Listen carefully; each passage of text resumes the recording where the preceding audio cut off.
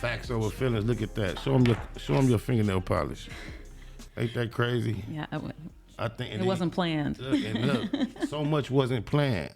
I brought this today. I've had this for years. I brought this today for the first time. She said she changed clothes how many times? 3. You see what she ended up wearing. You see what I wear as far as coordination. And then look, to ice it all off, I bought this big 2 days ago. Been holding on to it. You know how the lighter game go. I've kept it. And look how out of a color it is. And so I just want to, I want to point that out first to let you know we all supposed to be here. Welcome to Factz Ova Feelinz, the podcast. Once again, this is a return guest, kind of like, I don't know if guest is an appropriate word because she's part of the family, my co-host in Levels Over Layers, but none other than the lovely Brigette Mason. Welcome back.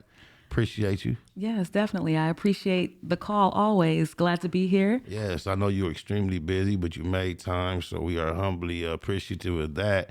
And just to realize that we in so much cohesion as far as unplannable things. I pay attention to irony, and somewhat in a religious sense, I follow irony. So I know you're on the same wavelength with the cosmos as I am today, so I appreciate that. Definitely. You mind let me know how you been? Last time I really tapped in with you was like November last year around the election, I believe. You came through, you were just finishing with that. What you been up to since then? Well, since then, we worked through the holidays. Because I have several businesses, I'm one of those red-blooded American going to get it capitalists. Yeah, buy for $1, sell for $2, or 3 or 4 or 5. So, as you should be. Right. So Hustler. Getting through the holiday season, it's always busy. And just when you get ready to take a break, you look up and it's Valentine's Day. We live in a culture of where any reason somebody can buy something, you got something to sell them. Exactly. So how long back did you decide to put yourself on that side of the consumer exchange? That is a very funny question. Some friends of mine were talking about that the other day. So I was actually in middle school. Mm-hmm. I was in the 6th grade and not realizing really what I was doing. Mm-hmm. But me and my best friend, we would go to the store. So they drew district lines where we lived. Mm. And so we ended up in the district where we had to be bused to the other school in the other city. Mm. And so we went to a school where there were predominantly Italian kids. Mm. And so they basically took all the black kids from one city so that they could kind of make the schools look mixed. From what city to what city were you bused? So from the city of Seaside, California, which is like on the Central Coast. On the way Monterey, to San Diego? No, north, further north. On the Central Coast. Oceanside, I'm sorry. Monterey County. Okay. So it's Monterey, Salinas, Pacific Grove, Carmel. Okay. I lived in the city of Seaside, and generally most kids in Seaside went to Seaside High. Seaside was predominantly black, however. Monterey was predominantly Italian white. And so what you ended up having was a white school and a black school. Okay. Of course, there were Asian, there was some of everything else, but as far as the 80%, of course, right? Okay. So then they drew district lines, and what ended up happening was kids in Seaside ended up going to the white schools in Monterey. Based on where you lived, it just was exactly a switch up. Right, and so me and my best friend, we were on those lines of going to Monterey. We went to Walter Colton Middle School. Did that offset the 80-20 to like a 60-40 on both sides, or was it still 80-20, you just happened to be in a different section? It was probably a 60-40 because you just can't move everyone. Right, of course. But it was still considered, because it's kind of in you, that Seaside was like the black and Filipino school and Monterey was like the white and Italian. Did the Monterey basketball team get better? Oh, absolutely. Okay, but go ahead. I don't want to throw you off. Right. So we, we're in middle school, and in Seaside, like we have corner stores, and Monterey is kind of hilly with a lot of trees. And although they have stores, they're not so much prevalent in those neighborhoods. They got to get in their car and go to a store. So in the morning time, we'd go to the store and we'd get all the little 10-cent now later packs, 5-cent now later packs, all kind of candy. And we'd go to school and we sold them for 25, 30, 50 cent a pack. And we sold out every day. And so we literally just took tons of candy to school every day and made money off all the kids in the other neighborhood who just didn't have it readily available, or family wouldn't let them eat it, but they're at school and they had money. That was also the difference. Money is in Monterey. How long did you keep that going? Because I can remember at times my mom was supportive of me going to Smart and Final and getting a few boxes of candy in bulk. And I did that, but I never kept it going. Did you keep that going? Yeah, we did that every year, 6th, 7th, and 8th grade. We did that the entire time. We definitely did. And it's interesting because in high school, we didn't do it much in high school because we were more active in cheerleading and social activities. But when I went to college and I lived in the dorm, you had the candy spot. I had the top ramen, I had the snack packs, all of that because I went to a black school, historic HSBU. And shout it out. What is it? Philander Smith College in Little Rock, Arkansas. Salute. That's right. I went to a black college for a very short stint myself. Yeah. Huntsville, Alabama, Oakwood University, but go ahead. Yeah, so even in the dorm, and initially I didn't buy my product. My mother would buy the product in California and make a huge box for me. Does that gives you a fake sense of profit, huh? Well, yes, of your grind, right? Because I'm not buying the product, I'm not paying for the shipping. I've been in that position. Rest in peace, Aunt used to give me pounds. Love you, Aunt. Right. Oh yeah. So she would send me huge boxes, and I would just stack it up in the dorm room, and I'd use some of it, but I'd sell most of it. And whenever I needed to go, too, Uncle, love you, cuz. But go ahead. Yeah. And if I needed to go, I was learning business since that was my first taste of embezzling. In a sense, because I would sell all the stuff and then I would use the money to do whatever and then I need more stuff. So oftentimes my mother would just get another box and send it to me. But there were probably 5 occasions that I actually rolled took my profit and rolled it over and bought some more. But I didn't do that very often. Usually she would just bail me out and get another box. At that point in life, you never clipped your wings back then. You relied on that process every time you needed it. Oh, exactly. I did. And now I did get a job. What was your first actual entrepreneur venture outside of your mother's support where you realized you still had this skill set as an adult? And when did you realize you knew how to get it for low and sell it for more? Well, that was the 6th grade. That came first. Yeah, after my mother just bailing me out as an adult, when I realized, I got to do this without the support. Yeah, what was your first? I was still in college, but then I started I'm an anti-aging skincare specialist. So I started to sell products for a skincare company. Is that why you look so young? Well, thank you. Go ahead. I appreciate that. Yeah, products work. That's right. So yeah, I was, and in that business, this is where I'm looking at rent, light, water, gas. And so I can't afford to sell everything, pay all these bills, and then be left with nothing. So you're forced to run it like a business. Have I been perfect? No. Of course not. But I definitely understand it.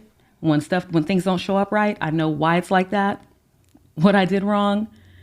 And it's actually a blessing because now, as I have multiple businesses, I'm able to run them, just with better understanding and, And what I've encountered in my family and my personal experience, family members of mine who've gone into business for themselves. Actually, 2 brothers, and they both went into the same field. They specialize in the same field, and they are experts in their actual craft. However, as business owners, they weren't successful, and having a conversation with one of them explained to me how, it's one thing to become an expert in a service, but not an expert in business. And because they knew everything about the service they were providing and nothing about business, they weren't successful in the actual business.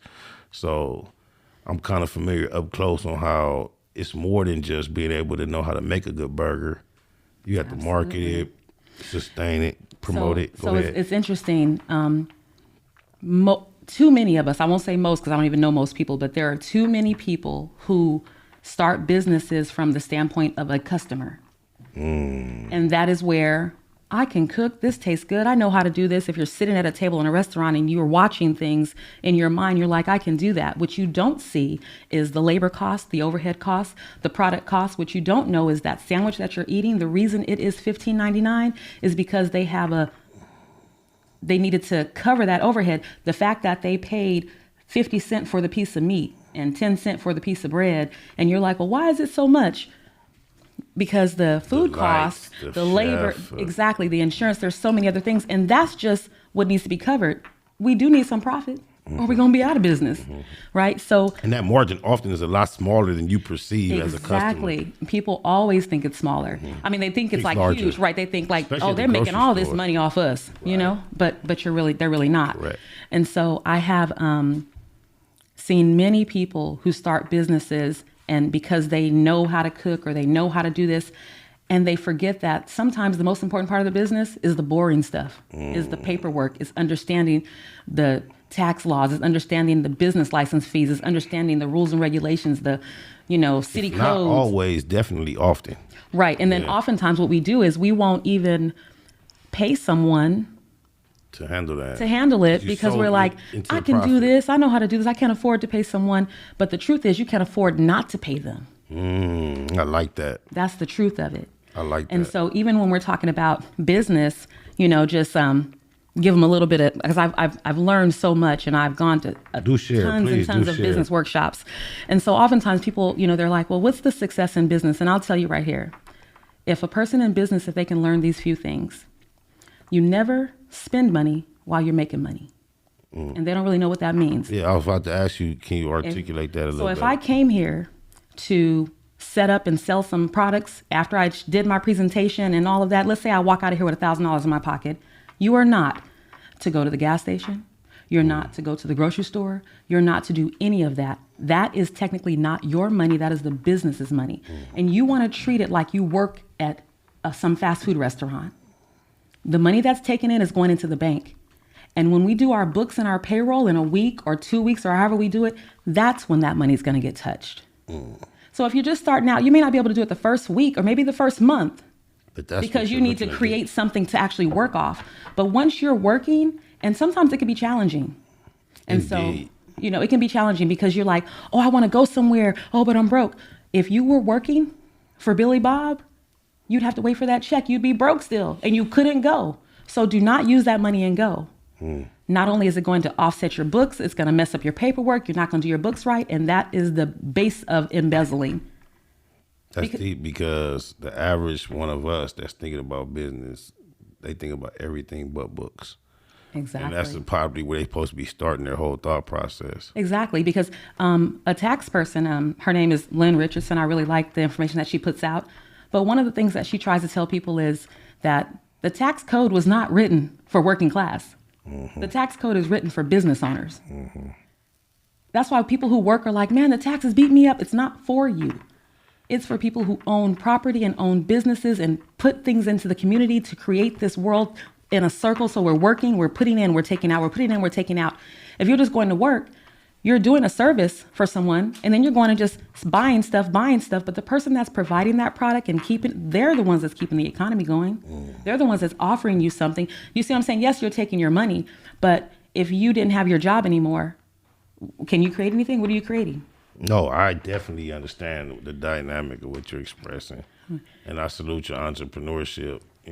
I just applaud someone, because you seem to be quite academically profound, but to be able to be someone, because usually academics translate more so into the corporate side of the world, but it seemed like you took more of a practical approach to getting it where I know it, I can get it for this, and I can sell it for that, and if I can do it enough times on a more consistent basis, then, and that's the side of the exchange that you choose to be on, and I think that's the side that we need to be on as far as a community. Right. Because it seems like, if you hear testimony from other communities, you always hear this said.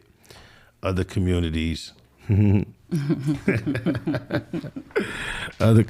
before they take $1 outside of themselves and spend it, it circulates amongst them multiple times. So, right. And from what you're saying, that starts even on a personal level. But excuse me, I apologize. I'm gonna put that one on production. That was funny, but I appreciate it. I know our introduction went quite a little bit longer than I expected. A reintroduction. But that's all right. People people love business information. No, we definitely need to have a business focus. Yeah. That is present amongst the dialogue that you and I are going to continuously develop, because maybe when we produce the levels, layers and levels over levels and layers, and layers. Levels and layers. It can be business, politics. Each absolutely. Time it could be something. It has to be, because that's who we are. That's what's in us, Yes. And so even so, I gave them one tidbit, and this is something that I tell my nieces and nephews all the time. So, because there's so many levels and layers to everything we think. That's why production was flashing signs at me. We got so into what we were talking about, we forgot to start off with the subject matter get into the subject matter that we have scheduled. So I want to first say, Ashe, rest in peace to Tyre Nichols. Absolutely. Send condolences to his loved ones. Definitely. Which for some reason I feel like includes myself. I feel like I'm his loved one.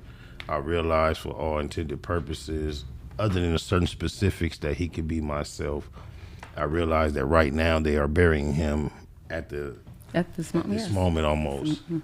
So I intended to just engage you in conversation around all the things that have been publicized associated with his death. Get your thoughts, your ideas, allow you to express yourself on what you think about, and we can just have a little dialogue about the death of Tyre Nichols and all the things that are implicated. From the George Floyd to Rodney King to what are your thoughts on his passing or his murder? Yeah, definitely on his murder. Mm-hmm. It's crazy how there's just so many different angles to it. The fact that it was, well, first of all, the fact that the media and everyone else is like, oh, it's 5 black officers.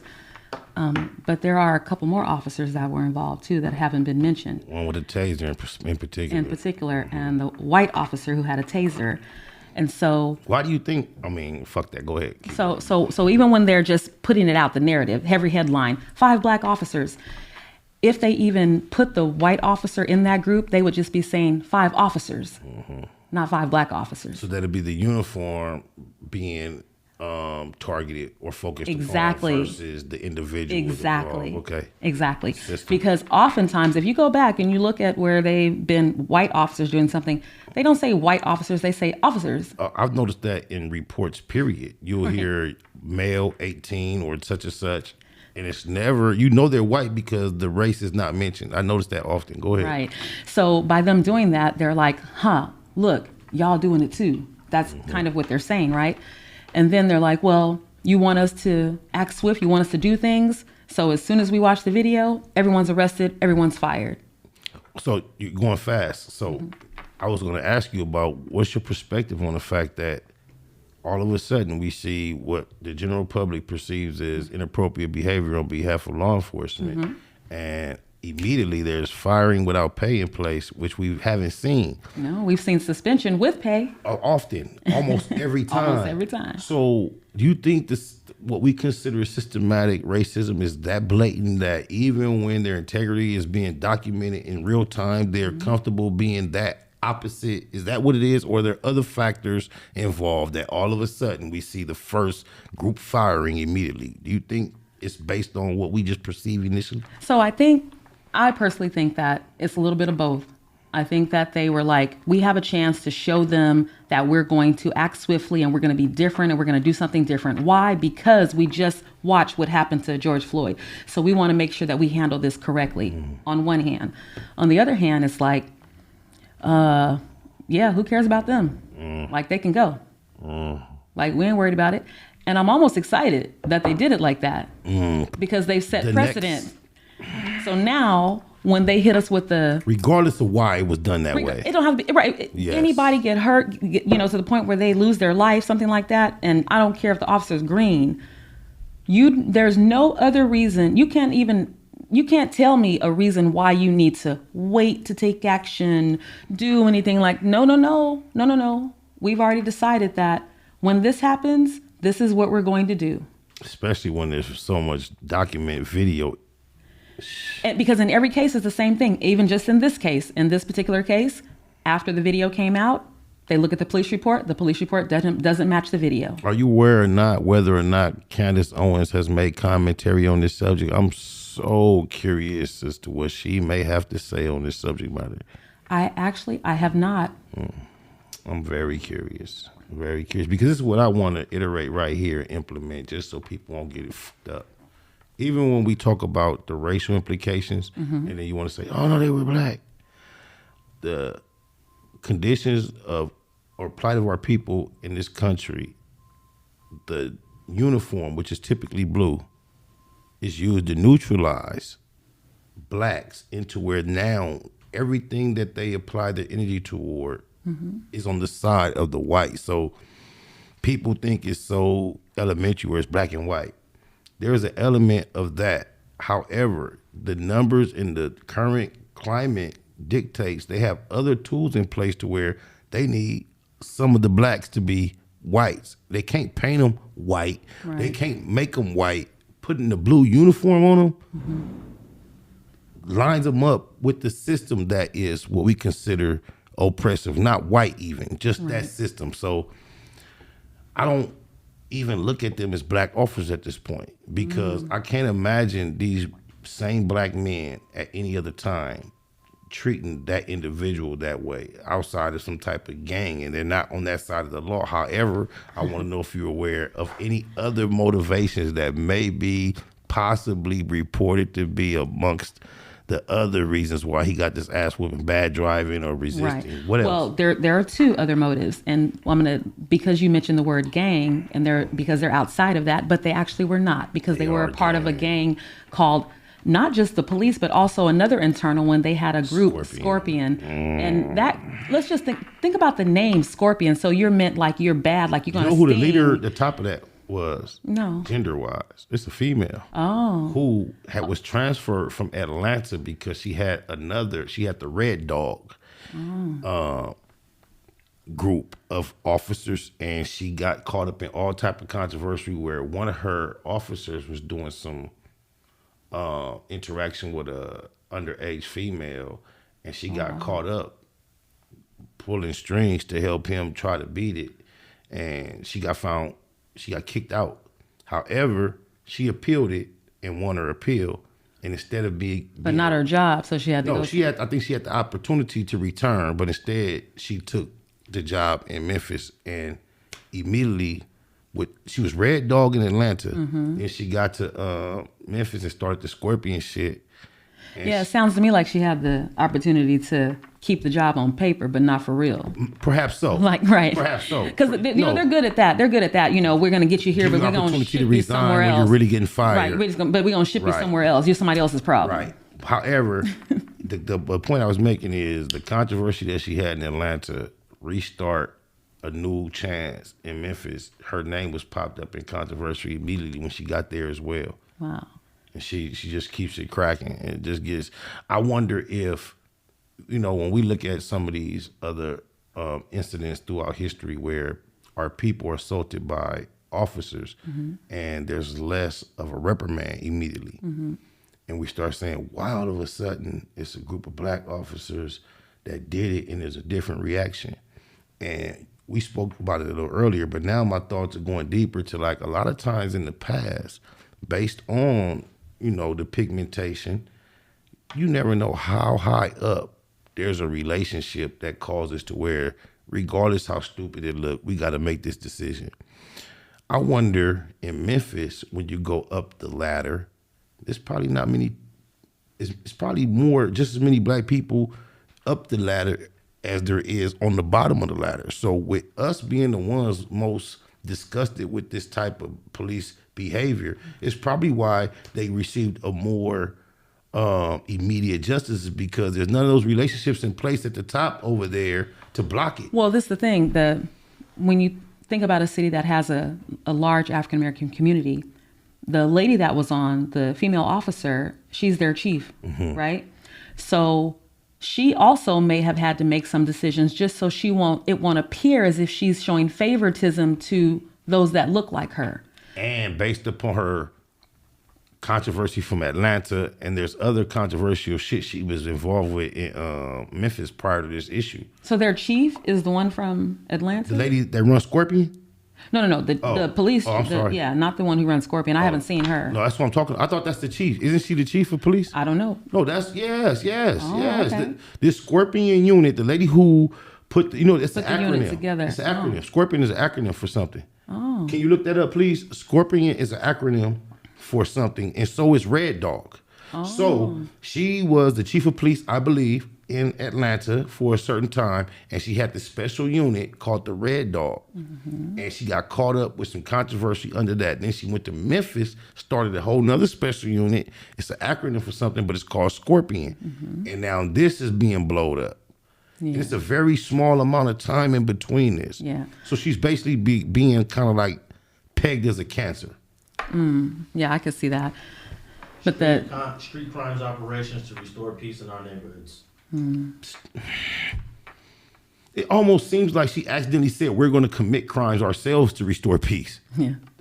Yeah, and Red Dog. Because their attitude, you could tell on the video when they're if you watch the video. Yes. So and I watched it a couple times. So when they're the way they're beating him, there was one scene from the street camera where the cop was kicking. The one that was kicking, his kicks made me want to kick him. His kicks were not like, you've seen someone fighting before and they're kicking, and it's not that type of malice kick. It's just a kick of fighting. But his kicks almost had a little skip of joy. Do you see how he kind of skipped and kicked? The Bible says. Like a little skip and kick. The Bible says for a man to see his wife with another man is enough to make him want to kill. The Bible says this. And now I am aware that there's a marital element that is permeating amongst this story. Please expound. Yes. So then I'm watching video, and so they're letting us know that Tyre, he worked at FedEx. Bless your soul. Yes, definitely. Rest in peace.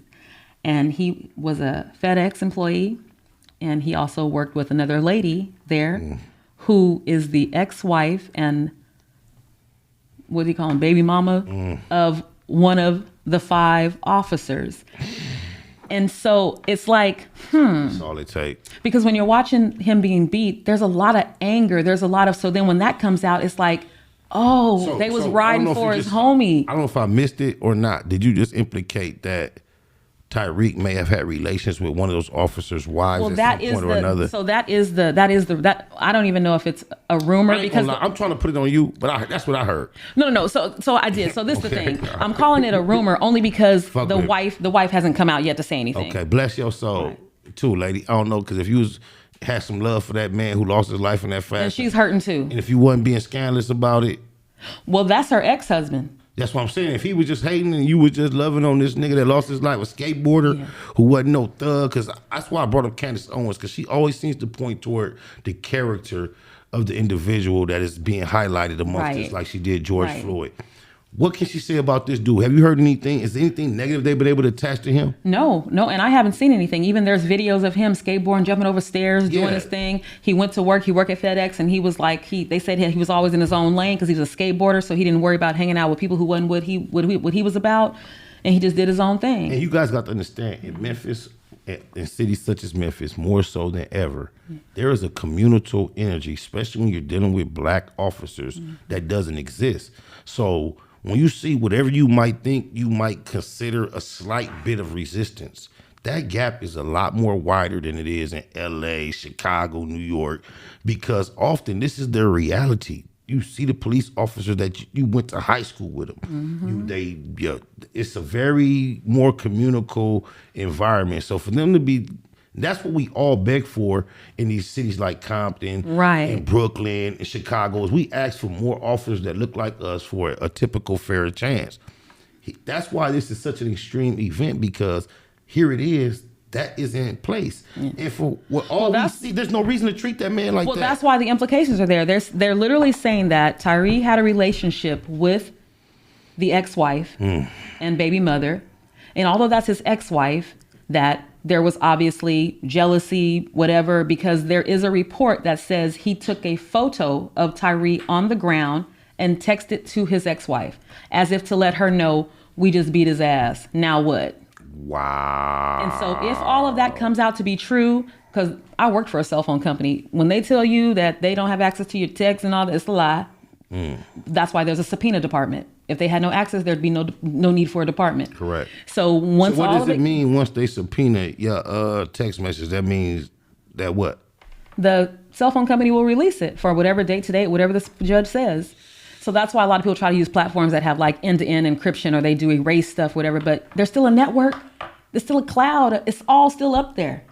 I got a clip. Right.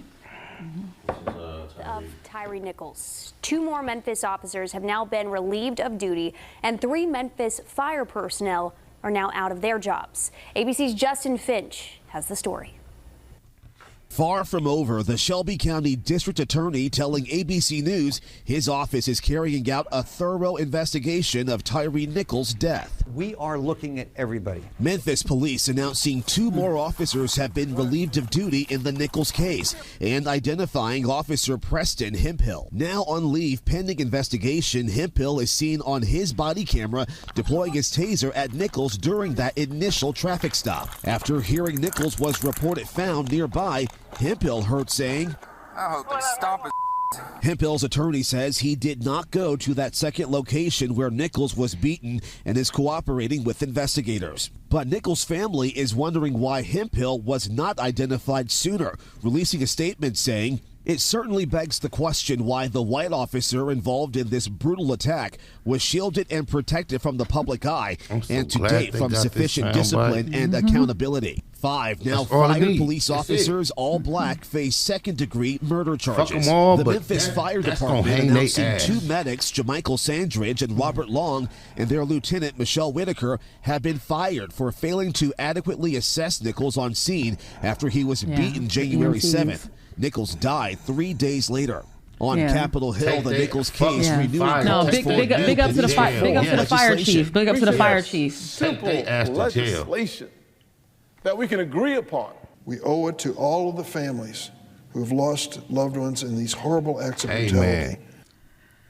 And Tyre Nichols' family is now preparing for his funeral tomorrow here in Memphis. Yeah, so the funeral's today. So yeah, no, big up to the fire chief, because when he saw the tape, everyone's looking at the cops. The fire chief, he's checking out his EMTs. He like, you're there to help and support and save lives, and you talking to the cops and listening to them, and all they needed to do was get out of that ambulance, get to him, get him there. It could have been the difference of him living or dying. And what you think about, we talk about these small communities, the EMTs, the officers, they all went to the same junior high school. They all know each other. And they all know he been fucking on your wife. Now, so you know Tyre they're from Sacramento. So now I didn't know that. Me being, so there's more of an outsider. Yes, but I'm going to tell you, there's an interesting dynamic with those of us down south. How long have they been transplanted from Sacramento to Tennessee? I want to say that he spent some teen years back and forth. Yeah, but this is the dynamic. Whenever we go to the South, my personal, I was born in the South. You a Southern or a Northerner? Well, I consider myself a California kid. Western. Okay. Right, a Western. So I was because I was born in Orlando, Florida, and so I travel there a lot. But when I go, my family there's a misconception that like, because you're from California, like you're rich, or you think you're better than everyone, or and I've heard it many times. I think that about Florida. My experiences with Florida, they seem more per capita well-to-do than but go ahead. Yeah, no, but when you go and you visit cities, cities where lots of, black about California. Yeah, they're like, oh, y'all rich, whatever. They watch TV, Hollywood. They watch Hollywood, right? And so they're like, oh, that's us. That's our everyday life. So this boy coming from California, and he's here, his speech, his dialect, just the way he enunciate words is different. Mm-hmm. He sounds different. So now he's having a relationship with this woman. If the ex-husband knew and didn't like it to the point where he would literally take a picture and knew that they had something going on, all of his officers knew, maybe even the EMTs. Who knows how many other encounters, because this is what I didn't understand. Well, there was a couple things when they pulled him out the car, and there was so much rage from the beginning of the stop. And I'm like, what? Like, why are they so mad? What's the backstory? Yeah. It was supposedly reckless driving.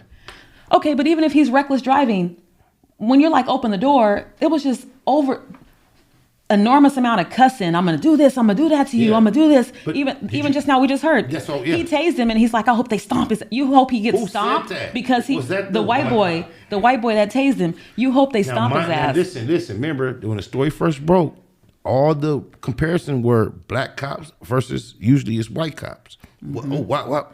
They fired black cops, right. And I was saying That blue uniform neutralizes these black guys to where they're white. And here it is. Who was the head coach? Bill Belichick, Jerry Jones in the back talking about, I hope they stomp him. Yeah. It's the whole concept of them creating an environment to where now they can sit back and watch their outcome be held out without them. But he's cost. Right. I hope they stomp it because everything they did was done under the understanding that that guy at the top is going to clear it if he can.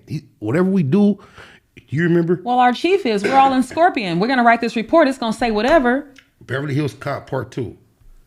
Do you remember at the end when Eddie Murphy and the two white cops was like giving the story to the chief, and the chief kind of understood they was bullshit, and it was like wink, wink. He giving them the eye, helping them finish the sentences, get it right. That is the true culture. Yes, they operating under those assumptions, and I hear the white guy who was going to be responsible. They got caught on camera fucking up, so he was already going to be. He tried to separate himself, but we got that one bit. Yo, that's your ass, cracker. That's your ass. So I would think that the reason he didn't get fired instantly is because he didn't go to the second scene. Not because he's white? No. No, I'm saying that's the justification reason. Like that's the reason. That's the reason. If I'm the chief, that's the reason I could put on paper and be like, how was his activity on the scene not involved in any of the initial reports as far as even, that's how much the black people that was involved are being loyal to the code they think is going to support them. Right. You know how they've been seeing, they grew up as kids watching this, what they call it, the blue line, they don't cross it. They thought that's just like they tell you about the Masons, black Masons. They tell you think you're Masons. As far as the secrets that the Masonic orders they act like they Farrakhan will tell you, and I'm not promoting Farrakhan, but it's just on the subject matter. Farrakhan will tell you, man, you don't have no secrets. You're only to a certain degree a part of what's going on. Right. It's the same thing with these black niggas thinking that black shield, that blue shield, it fell on them. Yeah, definitely. Because even when they think that they're in, they're not all the way in. Even when they have one or two people that get to go in the boardroom and they're sitting back thinking, oh, when they come out, they're going to tell us. They still got a mortgage and a family. They're going to tell you a couple things, but they're never going to tell you what's really going on in that room because they themselves got 1 foot in and 1 foot out. I look at it like, I think about the movie Life. I know some of my motherfucking metaphors and my connections are like fiction. But I think about Life and the little black motherfucker who held the shotgun. Like, gunline boss. Yeah. It's like because you know what? I don't know why it's so deep rooted in us that white is right. So we always want like what's on their side. We want what they have. We want that. If we could suppress that urge, imagine how our communities would be different because we'd shop in our neighborhood. We'd purchase things from our people. We'd look. You just brought me to it's Black History Month, the first day. Yeah, you just brought look me at that. To the whole concept of Martin Luther King and all that motherfucking energy that was pushed towards segregation. Integration versus accepting segregation. Right. And what we just imagine where we would be. Where we would be if we just had our own. Oh, you just fucked me up with it. Look, we love you, Martin, but we know there was some bullshit now. I have the courage to say it. Just imagine if we just said, leave us alone. Okay, let us do us. You know, I make people mad sometimes because I ask them, I say, where do you think we'd be if we followed Malcolm instead of Martin? We'll be, you know what the NBA would be? It would be venture capitalist Jewish investors investing with black owners. That's right. That's what it would be. That's what it would be. That's what the Major League Baseballs would be. Yeah. That's what it all would be. But what did we do? Because we were convinced that white is right. Upfront money has never been the bite. We take the upfront money every time. And you know what? White is, I can't believe you said that because I was taught young that you don't do your business right. You do your business white. See? Oh, mama. Right. That's crazy. But yeah, and you know, the crazy thing is that we're the only ones that suffer from that. Indeed. And so whenever I know someone who's constantly talking to me about Kwanzaa, well, it's a separation and you guys, and this is this. And I told her, I said, you don't seem to have a problem with the Asian community having their Chinese New Year, just doing their own thing. So you don't have a problem with Literally, there are cities right here where we are where you can go in certain communities and it's like their community. Little we call Italy, it Korea Little town, Italy, Cambodia town. It's, you last know, time I've been to Gardena. There are blocks and blocks and blocks and blocks of privately owned businesses in the letters with that shit that you don't know what it say. Oh yeah, they don't give a fuck if you know what it say. They don't want your money. Thank you. They don't care if you because come in there. Because they're buying from their own. And when you open a shop, you might see a couple of them come in, the young ones, because they hang out with your kids. I'm talking about they're not bringing their dollars to us at all. They don't put their letters and then put the English translation. Exactly. No, I bombarded myself into some of them certain establishments out of naivety, just thinking they don't want you in there, and every energy they give you lets you know why are you here. Yeah, they're wondering like what's going on, like why are you here, like and it goes all the way up to banks. They have banks. They have banks. They have huge corporate. You know what I realized? What we're feeling right now, and what we desire to see, it either will or will not be a reality. But it's no personal amount of energy we can apply to bring it about. It either is going to happen or it's not. Yeah, well, some girls, friends and I, we were talking about this, and the conclusion that we came to was that for the month of February, we're going to buy black only. And somebody was like, well, what about your food and your groceries? Like, trust me, they're out there. And I started Googling some, and there's some African small shops in North Long Beach. There's a pickle spot. There's different places. North Long Beach. I was just on Orange. There's on Orange. There's different places. So you just Google it, and I said I'm gonna go there. That challenge, and this is day one. I have purchased some items today, but they were from They weren't black necessarily, but they weren't white either. Oh, okay. So from this point on, I'm gonna try to keep to that because I'm trying to be more tapped into the things that I'm trying to consume less. Yeah. And I don't even want to detail anything because I hate to pre-announce or right. And then jinx shit. But I'm trying to take a whole other perspective to my approach to a lot of daily, practices. Right. So buying black is one for sure that if I could have a simple process of sticking to that, I would love to do that. Yeah, and so when she first said it, my first thought was, okay, there's plenty people with boutiques. If you want clothes, if you want hair products, like all of that's there. Body products, you can get all that. But for then I was like, prices. Because I've learned that we face as a community is the communal purchase and wholesale is what our counterparts have been benefiting from for the longest since so many of them are committed to being entrepreneurs in the same field. When they go to purchase their items, they ban up and get them for the lowest price. And we are faced with as individuals paying and then therefore your prices are higher. Sometimes the product is coming from their native land and they call their uncle who calls right. So what do you say to the black consumer that wants to support you, was not educated enough to know that's why your price point has to be higher just for you to stay alive? How do you communicate that to them? It's tough. It's tough. And so there's one thing that I often say to people when they're getting something from me. I always tell them I can say, how do I give it to them? I said, especially because sometimes I get it where something else they want is way more expensive, and so they feel like whatever I have is not. That's the cycle. It's both. If it's not expensive, then it's not as good. You know what? It's a lack of principle on this subject matter because I'm reminded of a testimony of someone who told me he was involved in. He was a mechanic, and as a mechanic, he would always come up on certain shit. You're around the industry. And so he would always approach one of his neighbors as far as business owners. He would come up on something that was very applicable to what he sold. And he would always come offer it to him at pennies on the dime for what he paid. And he would always refuse, like, no thank you, no thank you, no thank you. And then one day the dude just probably told him, it's like, you don't get it. We only buy from each other. Like, it's just a rule. Yeah. I don't care how cheap you got it. Right. We don't want it. If we could put principle over profit for a period of time to where we realize it would equal to more profit for our population. Did you hear all those P's? I don't know if you did. Yeah, I did. But I'm just saying, if we can just focus on that, and I think there's going to be enough of us that do it eventually. But definitely. But the challenge of the price and letting the customer know, I always say the same thing. Depending on the situation, I always tell them you can always pay more, but you can't buy better. You can always pay less, but you can't buy better. You dedicate yourself to actually acquiring that type of product to where you can put that commitment on it? Yes, because as a business owner, the one thing that I do not like is refunds.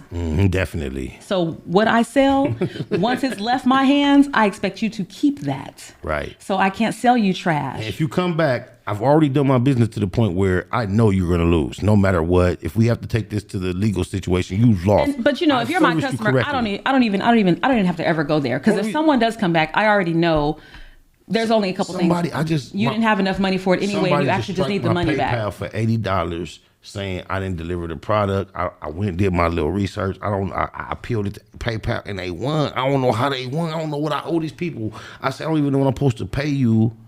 But, I don't know. There's a lot of that with the e-commerce. There's a lot of that. They got me for 80-something. Yeah, I just rely on my tracking numbers, my shipping, and the photos, and the shipping system that I use.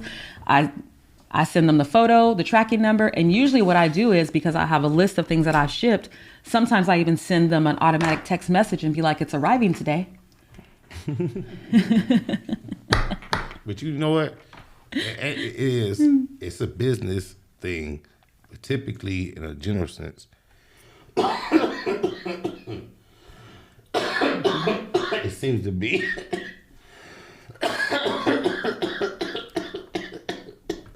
My bad. Oh God, check this out. What you know about football? I know what you know. I know a little bit. You know.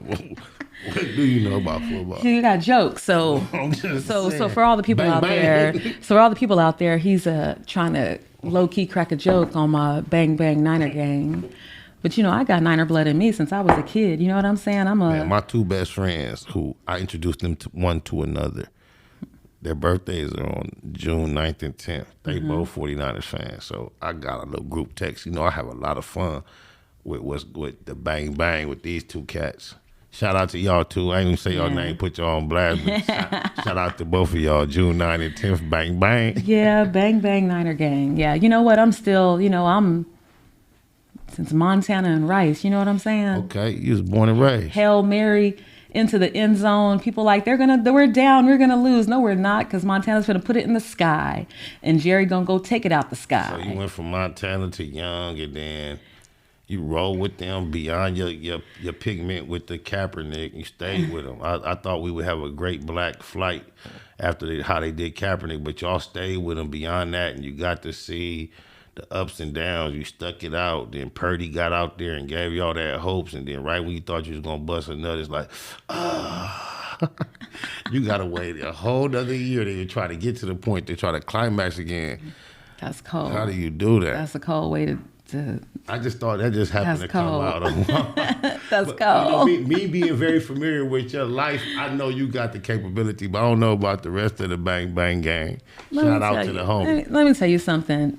Sports, as anything in life, a lot of it, people be like, oh, it's talent, is this, is that. Most things are about 3-4% talent, and the other 97, 96 is all head. It's all head and heart. Okay, so we had a little debate, you and I, before we went live. So how do you relate that to the fact that one of the best explosive teams, I think all year, has been the Eagles and the Bills, were forced to play their most important game of the year on ice? They had to go from an NFL elite team that was tracking well with what they call next-gen stats, right, to a team that had to all of a sudden be part of Disney on Ice and be the team that can deal with the pressure of the playoffs, be the team that can make these elite. You think that's fair, or you think, fuck your personal feelings about who should have won, think about in the broad sense of this question. Do you think the NFL should move toward regulated playing conditions similar to the NBA, or if they're going to commit themselves to tracking and paying players based upon their performance, and especially the most intense moments? Do you think it's generally fair for a person who's grew up in California all their life, gets drafted to the Bills as a rookie, still a star, doing everything right, and then on the biggest game of my life, you're going to put me on cleats, on ice? You think that's justifiable in an industry where injuries can end a career so short? You think you can follow me down the path of the idea that the NFL should be sophisticated and responsible enough to regulate the playing conditions. Am I making sense? Talk to me. You are absolutely making sense. Do I believe that they should go down that path and change that, whether they build domes everywhere? I think they will. Or even if it's a stadium / dome where, they have them now where they open and close depending on the weather. They have to have it. And I think they should have them if the wind or the rain or the snow, either of those, they should have a set mark. Anywhere, you should be obligated to regulate that. Because can you imagine? It exists. It exists. The high schools in Orlando, Florida, the high schools, because there's always thunderstorms that come. So if there's thunder, they may still play. If it lightnings one time, then they're on watch. And then, at least for the ones in Orange County right there in Orlando. And then if it lightnings twice, and this is what one of the players was telling me, they call the game. So people be at home waiting to see if they're going to call the game or not. They play with Mother Nature. They play with Mother Nature. Well, they just watching the weather, and then they're like, we're calling the game. But just think, that one could be the one. The first one could be the one. Yeah. Well, and this usually happens even before, because I had, some of my cousins, we were like, so you going to the game? And they were like, well, we're waiting to see. They might call it. We don't want to waste the gas and go over there because it rains all the time. First time at history, we got 2 black quarterbacks starting the Super Bowl. How you feel about that? I like your smile. I'm going to give one up too. Yeah. Oh, my mama. Shout out to both of y'all, because you know the way this shit really go. Unless you're a diehard fan, we win regardless, man. We proud of both of y'all, that's man. Right. Oh, my mama. This is So that's my joy. My team is not there. However, I don't have to choose who I'm going to cheer for. You don't have to, but do you decide? Do you have a favorite? Do you have somebody you believe, whether you desire, or do you have somebody you believe will win? Because I think the Eagles are going to win. I have to say that I probably would prefer Kansas City win.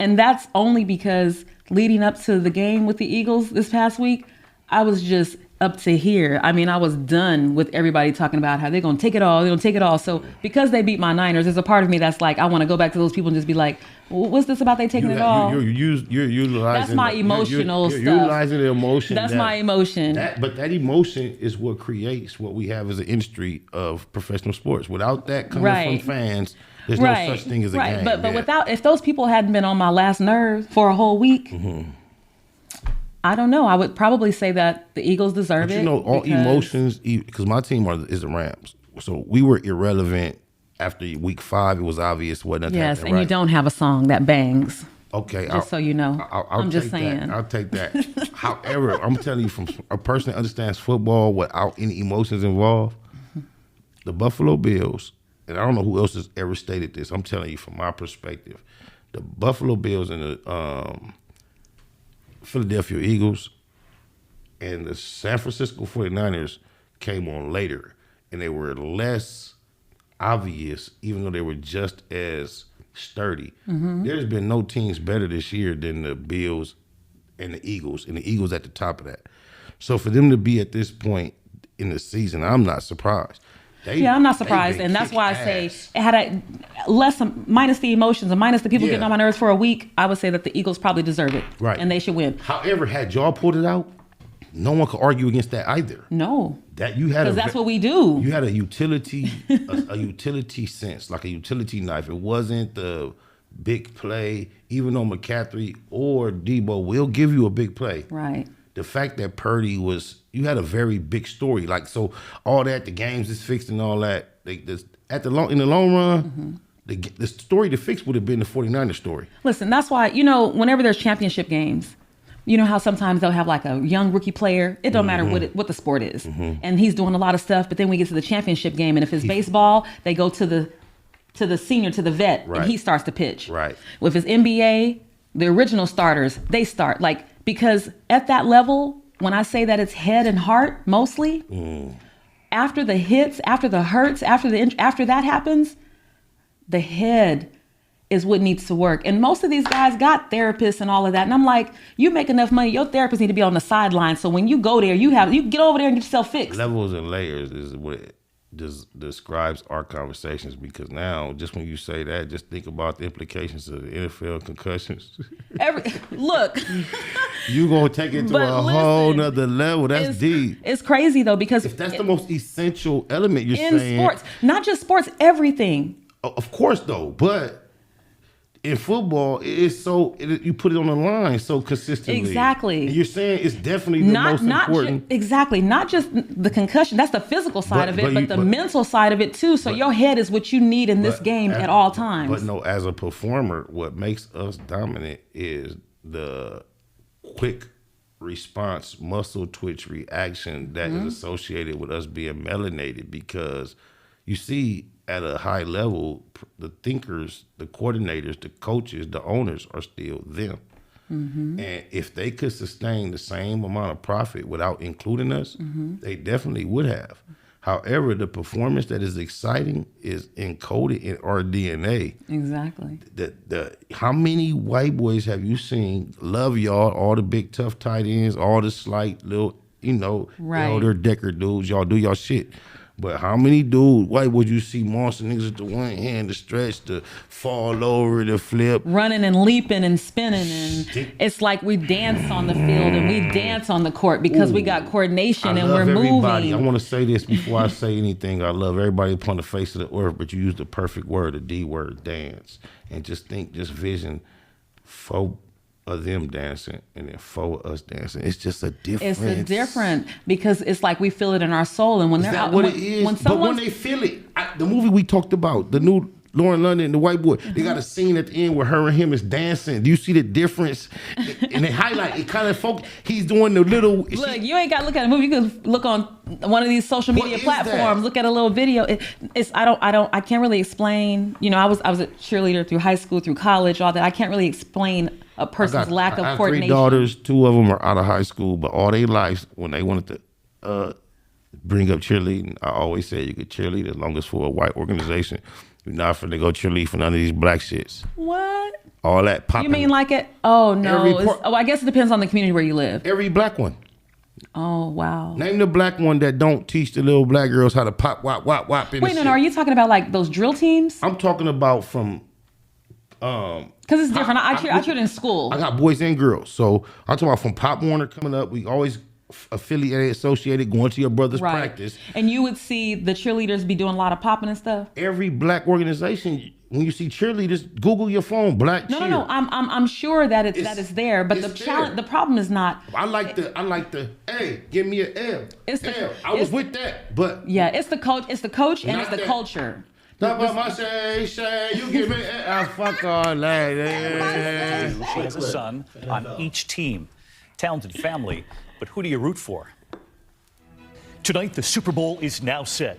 The Philadelphia Eagles are going back to the Super Bowl. The Philadelphia Eagles and the Kansas City Chiefs. The Kansas City Chiefs have won it. The game less than 2 weeks away in Glendale, Arizona. For the first time, 2 black starting quarterbacks will face off against each other. The Eagles' Jalen Hurts versus the Chiefs' Patrick Mahomes, making his 3rd Super Bowl appearance now. And for the first time in Super Bowl history, 2 brothers will now compete against each other. Kansas City's Travis Kelce on the left against his older brother Jason on the right. That's hard. I got a Kansas City sweatshirt I'm going to wear for the next 3 hours, and then that's got to be a proud family. It's been a fun year for Trey like and I. The Mannings. Shout out to my nephew, it'd be really the Penny Boys. I've had a guest here. Travis on the matchup. Him and his brother played in the NFL at the same time. One of my nephews. He sat right there talking on that same mic. I'll just leave it at that. And already tonight, a mother's diplomacy. It's the first Donna year he Kelce hasn't played in like 7 years. A jersey this year. Celebrating but his both brother is of their younger than him. teams. He's still active. That mom can't lose. That was a good answer. That's true. What my man said. That mom can't lose. That's deep. We can't. And us as a people, we can't lose. Listen, they already won. They already won their division championship. Correct. So you're already winners. Now that you're playing against each other, it's for this family. It's just a celebration. Are you familiar with Hurts' experience in college? In a championship game where he got replaced by the Miami Dolphins quarterback. No. Yeah, he was a starter, and then like halfway through the game, I think it was like in 2017, I believe, they replaced him, and the other dude won the game. And because of that, he transferred to like Oklahoma. Shout out to Woods. I got a stepson that played for Oklahoma too, but he went to Oklahoma and did his shit. So like him being in the NFL as a Super Bowl quarterback right now is like a story of like I would love for you to see a documentary on what I just said. It's the story is we love Mahomes too, but dude got one of them stories. It's kind of hard for you not to be hoping for him to get this. Yeah. No, like I said, you know what? And come Super Bowl Sunday, we'll see. You know, because it's going to be one of those days for me because my team, I don't have anything I appreciate those days of sports that bring out. I know you are you're a fan. However, you don't look like a typical fan. But this Super Bowl is one of the ones that are going to bring out everybody that looks like you who's not a fan. Like Mayweather fights used to be. Right. I love that energy on those days. Look, you know what's interesting that you said that because I want to say it's the last time that the Eagles were in the Super Bowl.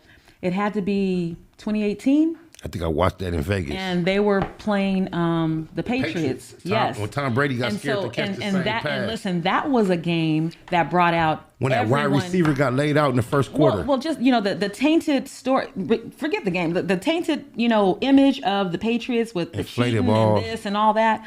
So what you have with the Patriots is you have those diehard Patriot fans, but you have so many people who just don't like Patriot haters. Tom Brady announced his retirement this morning. Yeah. But he announced it once before too. No, but I mean, this time he came back and he referenced the first one and explained why this one was going to be short because he said you only get one long emotional retirement. So I gave you that, and now he I'm out of here. And I can imagine Michael Jordan wore 45. It is never mentioned. Brady didn't trade his number, but he basically wore number 45 and did what Michael Jordan couldn't do. He went and got a championship first year elsewhere. He probably should have retired right then. I think this is the one. Yeah, I say wait and see. Somebody had a rumor report. Before he announced. You have the belief in excellence that every real excellent motherfucker need. A motherfucker. You still believe in it. That's what niggas need behind them, man. When they say behind every great man, you got a certain. He had that to an extent, but I think he had it to a too great of extent because she was a type of. She had to be humbled. She was a supermodel. Yeah. So to tuck your whole attention up under him for that long, it's more. He must have been waiting. He must don't really want to be still because. How much more can you ask from a supermodel to play that much of the background? He pressed it longer than anybody in the world ever pressed. Think of how many rings you won, goddamn it. Shout out to Brady, though. I ain't never finna take her aside, but perspective-wise, there's levels and layers. Oh, my mama. I'm gonna blame it on you that it changed subjects, but it was me that time. I take credit when it's on me. Oh, God. No, that's all right. There was a rumor report that somebody mentioned his name and they mentioned the 49ers in the same sentence. And then that was before today, before his announcement. That's the most ironic thing you could say, because if you take the exact 49ers we have and put them at where Purdy just fell off, the 49ers would have won the Super Bowl if he would have been sitting in that seat. But that's what they're probably looking at. But you know how hard it is to get right back to that moment and then try to realize what would happen if you had a Brady? Yeah. I don't know. Well, when I just remember when I was reading the report, I remember reading it, I remember thinking I was one of those Patriot haters. Always in sports, I've been a fan of excellence. Yeah. I never really tapped into baseball enough to really pick a team. So therefore, I'm with local. If I had to pick a team, I'm from LA, so I'm gonna ride with the locals. But in baseball, I could just remember real time watching with my grandfather, who probably passed in '92. I remember watching the game when the Dodgers was in the playoffs or something. It was like the bottom of the ninth, full count. I think his last name was Gibson, white boy. We was down by a certain number. It was loaded bases, and he hit a grand slam. It was the perfect shit. So I love Michael Jordan. I love Kobe Bryant. I like when the Lakers were Showtime, not only were they local, they were excellent. I love Mayweather. I love Tyson. I love other shit. I love excellence in each sport. I've never been a big fan of nothing. I just like to tap into excellence. So yeah, that's always been my draw towards sports. The Michael Vicks, the Randy Mosses. Yeah, basketball. I'm more of a individual. I've had my teams in the past. I would say Golden State is my team now. There was a time that I was a diehard Phoenix Suns fan. Nobody could stop me, right? And what is it that makes you attached to an actual organization? How do you grab that other than this being where you're from? It was Penny Hart. I was watching a game. I don't know what it So it starts with an individual. Right. It may have even started with just a beef, someone in the room, and whoever this team is playing, whoever they was cheering for, because I wasn't feeling them. Let me say this before. I had you all black. I was glad you jumped in. What I was trying to say, Jordan came back, wore 45. He should have never did it.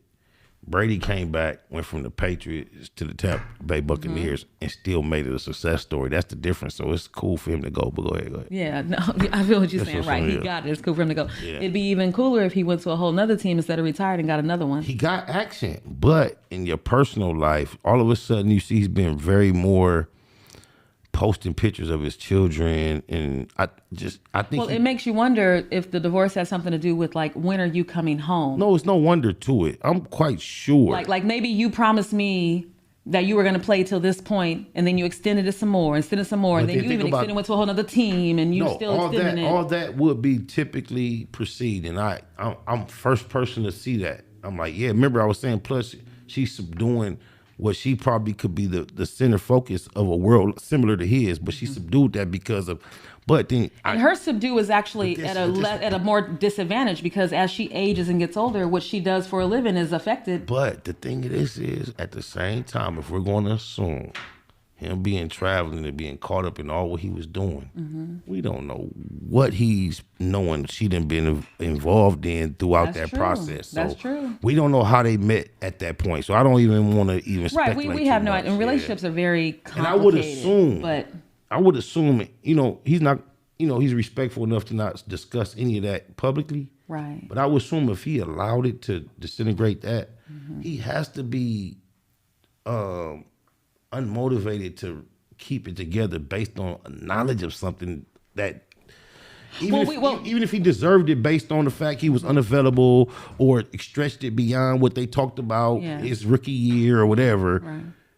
I believe there has to be. She had to at some point before it was separation. It was activity that showed him she was fed up. I believe it. So if we want to assume, we can assume anything. We can. Shut off the time. When I the goat around this motherfucker, which brings me to Shannon Sharpe, if you don't mind, because recently, I believe we got a clip. Not yet. Okay. Not yet. Yeah. Brings me to Shannon Sharpe though, because Shannon Sharpe in the last 3-4 months, he's like outside his position as a public figure that has been successful as an athlete, and then transitioning to the media and is articulate as someone we could respect because he wears suits and he sits there prestigious. And he hasn't embarrassed us. He's amongst the darkest of us, who is always perceived to be the most intimidating and the most ignorant. Even with a speech impediment, he has become someone we could celebrate alongside Singletary or someone like that. He transcended. Then, he had an outburst. He's our dark-skinned Ahmad Rashad. Yes. and Ahmad Rashad, and I don't want to shit on him. For some reason, I was too young to really make a judgment. He came with a Bryant Gumbel type. They kind of put that on him. I don't know if he deserved it, but he was... I don't know. I could be wrong because that was quite some time ago. Or am I thinking of what's this other dude, Wayne Brady, who in the long run, who appears similar to Nick Cannon to not be as quirky as we thought he was. Oh, no, he's not. He's not. You know who else isn't? Alfonso just got caught up on stage. The Fresh Prince dude. Yeah. He just got caught up on stage on a rant talking about how many white he's gone and who he gonna leave with tonight. And it's nothing like the guy that does American Home Videos, but I don't want to go subject matter. Friday, Shannon, I want to turn the floor over to you. I know there's something you want to say. Yes, thanks, Jen. As you probably have heard or have seen Friday night at the Lakers game, I want to apologize for my behavior. Guys, I've preached for the last 6.5 years, responsibility and accountability. And I take full responsibility for what transpired. It does not matter what Dylan Brooks said or how many times he said it. Me being the responsible person, me having the platform that I have, and having so many people look up to me, I was wrong. I should have lowered the temperature in the arena. Instead, I turned the temperature up, and I let it get out of hand. And I want to apologize to a few people. First of all, I want to apologize to the Lakers organization, Jeannie Buss, the Buss family. I apologize for any harm or unwanted attention that I brought to your organization. I want to apologize to the fans that were in attendance and the fans that watched on television. No teleprompter. Because that's not what you paid for, and that's not what you tuned in to watch. Shannon Sharpe should have been mentioned as someone that was at the game. But it's still real. Not someone that let his emotions run high. Yeah. Bro, that's like when you buy the top insurance policy. So no matter what happened, you turn. That's accountability. Thank you, Exactly. Shannon. I appreciate that. Exactly. No It's deflecting. not people don't know how to apologize. That's an apology. There was no deflection. There was none of that. I'm sorry for everything that I've done. Everything. I'm sorry for anything that I would have done. I know what I should have done. Because when they say it like that, I'm sorry for any calm that I made. No. If you think. No, yeah, exactly. If you think I disrespected you. I'm sorry for how you feel. No. You know why I'm so proud of him? Because when Will Smith, this is the first, it seems like Shannon Sharpe has been holding that spot down perfectly. It's because I don't watch it. So as far as controversy and ups and downs, at least to get the attention of the people that's not watching him, he hasn't jumped out of his character enough for us not to appreciate him. Right. I see him over there in the suits. I catch him now and then. I can appreciate this black ass nigga who I watch play football for Denver, and I know that, and I see how he transitioned, and I can appreciate him being on the opposite side of this blonde hair guy. He's a dude that I can count on. Right. When Will Smith's situation happened, is the first time I perceived him outside of that, because he went on a preacher's passionate type small rant about what would have happened if it was him. And I saw him in a different light. And then he shared a story that one time he was in college or something on a big old DN. If you know anything about football, DN, tight end, he's a tight end DN. They typically, and he actually like the nigga, and he's like, what I would have did. And it went kind of viral. His response to that situation went viral because he was so passionate, and he started reminding you that I'm not a dude in a suit that's a commentator. I used to lift weights. I used to take then he went deeper than that and was like, he put it on his grandmama. He's like, my grandmama told me he said, I would have whooped him, Skip. Right there when he slapped me up. And it was like, you could appreciate it, but me appreciating his refinement, I noticed it was different from what he's been projecting all these years. And then a few months later, he had a situation with his white co-host where Tom Brady was the subject matter, and it went way off the emotional Richter on screen, and it went viral. And I was very disappointed in Shannon Sharpe, the way he allowed his emotions to get the best of him in that situation. So I was very surprised when he got involved in a courtside incident where he followed up initially with threats or responses that said like, oh, they didn't want no smoke. So-and-so didn't want no smoke. Then he doubled down. He was saying he was supporting LeBron James. And he was like, it's like that. LeBron made a public expression in support of what, and I was thinking the whole time, like, dude, you sacrificing everything you've established as someone that's distinguished, just like Will Smith did with the slap. You trying to prove. And I kind of was leaving it there. And I do a thing in the black box where I do commentary on a lot of current events relating to us. I haven't spoke on it. But before I could use my platform to speak down on Shannon Sharpe, that apology, if apology is worth anything, is worth more than I don't have nothing to say. If you can be a man enough to say that. As someone that was at the game, not someone that let his emotions run high and get out of hand during the game. I want to apologize to the Memphis Grizzlies.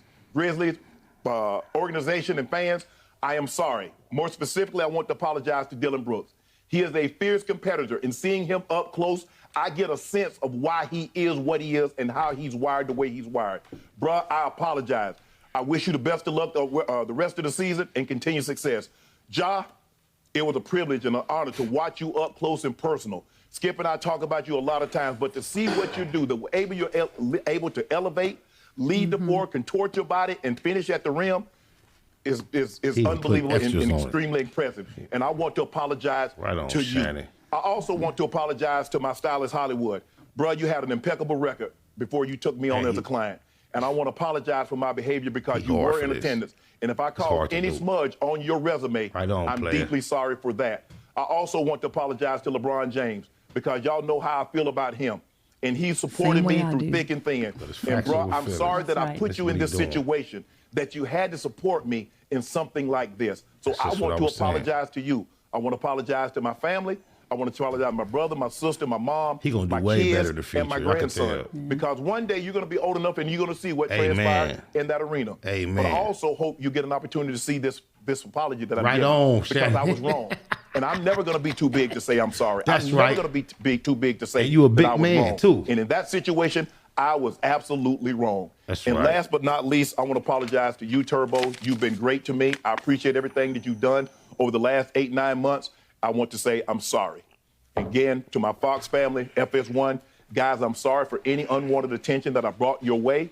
And I hate that you have to answer. No one should have to trend because of something that I did. So I want to apologize to anybody at Fox or FS1 that's had to answer questions on my behalf. What happened to Shannon? Why was Shannon doing this?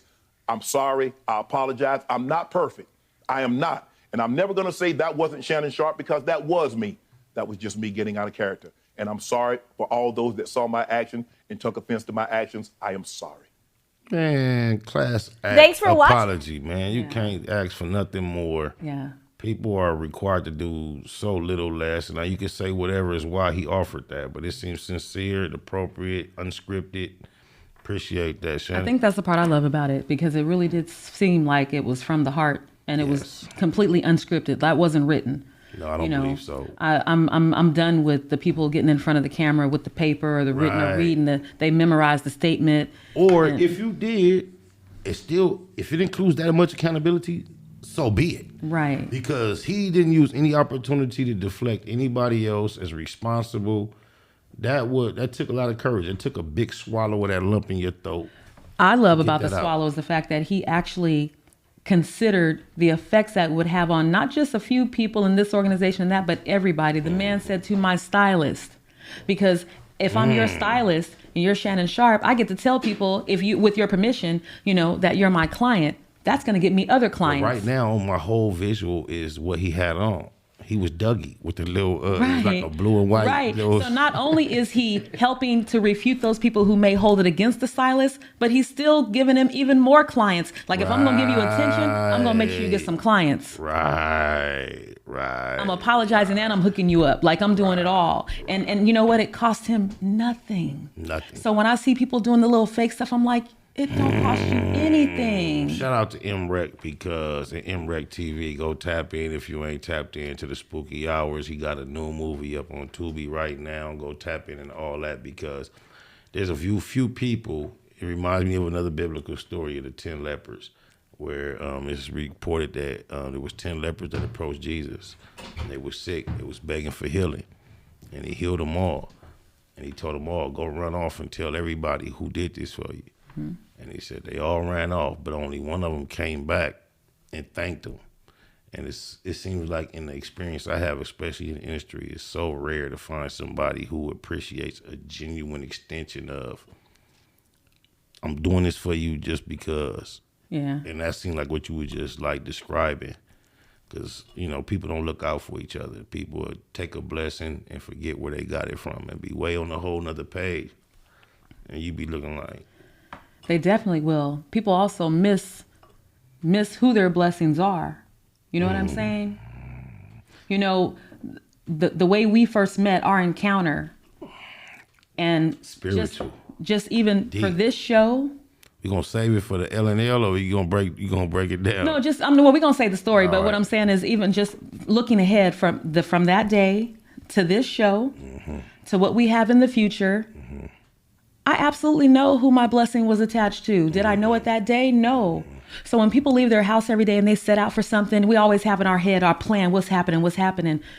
But I feel like, when you receive a blessing from the Most High, don't you ever shit on that thing. Respect it throughout the whole process. All of it. Amen. If there's an issue or something like that, recognize that's the enemy, because that's the blessing. This is the enemy's job to mess it up. So when the enemy come in there and create stuff or give you shiny things and do things to you and have you unfocused and off, come on, you got to stop and embrace yourself and be like, wait, Why is this happening? Oh, the blessing is that big. Because if a blessing was nothing, the enemy wouldn't bring no strife, no issues, no nothing. Everything would be so easy, smooth, started moving, rolling. Why? Because whatever you're doing is not for the glory. It's not for anything. It's not happening. You know what I'm saying?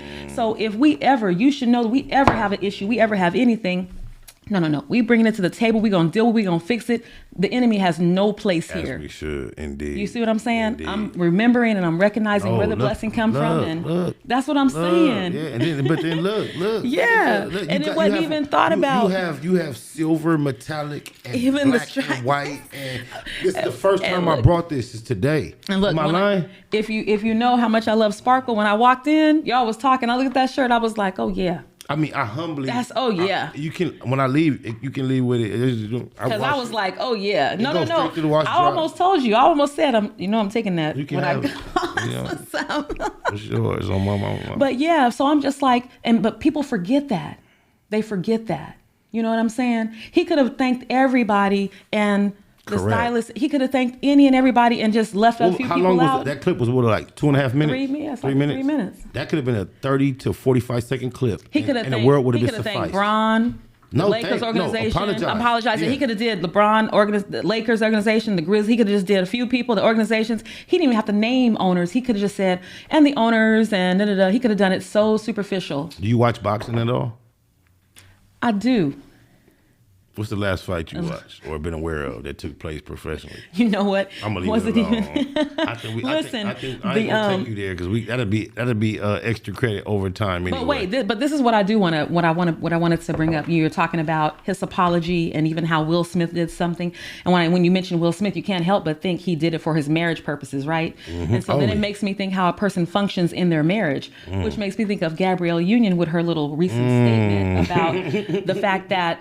Because she brought the bag, because she was the breadwinner, that she felt entitled to be able to do whatever. And the funniest thing about that is Chris Rock, after his divorce with Malak Rock, in his first stand-up, he said, I just did whatever I wanted to do. He said, I messed it up. I messed my marriage up. He said, I felt like because I made the money, this is my money. I could do what I want to do. Shaquille O'Neal said the same thing recently. Like, this is my money, so I can do what I want to do. Right, like it's your money, like you, and maybe it is your money. Maybe you are the one making it. But do you think we live in a society? But this is your help me. This is. But I mean, she's bringing something, whether it's her head game, her. But now it's no longer her. Sounds Gabrielle said me too. Right. Now do we live in a society where that's the bottom line? Hold up. When I saw her do that, I thought to myself, that's such a young, immature mind. I'm gonna tell you why. In the businesses that I'm in, I have friends that make like $100,000 a month in their hand, cold hard cash. These women make so much money. They make money 3-4 times circles around their husbands. As a married woman, I will tell you this: it is not ever healthy. Well, first of all, you want to make sure that you hope that your spouse can handle your income wrapping around his 3-4 times, right? Most men, and I don't know most, but I'm gonna say most men, it's a very thin line. They don't really. I have yet to meet a man that says like, I don't care if she make more than me, and really mean it, like really, really mean it. They always feel like they're going to be emasculated. We are rare. We are rare. We are branches of the pimp that can handle that.